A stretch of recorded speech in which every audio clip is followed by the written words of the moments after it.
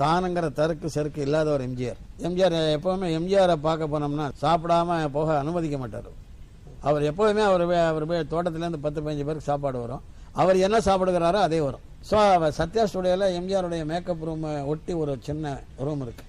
இந்த பக்கம் ஒரு 6-7 இலை, இந்த எல்லாம் தரையில் உட்காந்து சாப்பிடுவார். இந்த பக்கம் ஒரு 6-7 இலை, அதில் எல்லாம் சாப்பிட உட்காந்தாச்சு. மணி 2:30 மத்தியானம்.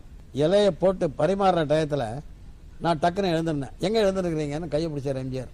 இல்லை, என் கூட பாகவதர்னு ஒருத்தர் வந்திருக்காரு, அவர் வெளியே நிற்கிறாரு.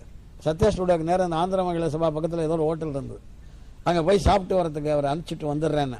இருங்க நீங்கள் போகக்கூடாதுன்னு எம்ஜிஆர் நான் கையை அமுக்கி உட்காத்தி வச்சுட்டு அவரே கதவை திறந்து வெளியே வந்து, இங்கே யார் வாலியோட வந்த பாகவதருங்கிறது அப்படின்னு கூவுறாரு. அவர் நீங்கள் தானா, வாங்க அப்படின்னு எம்ஜிஆர் அவர் கையை பிடிச்சி இழுத்துட்டு வந்து தன் பக்கத்தில் பாகவதரை உட்காத்தி வச்சு சாப்பாடு போட்டார். That is MGR.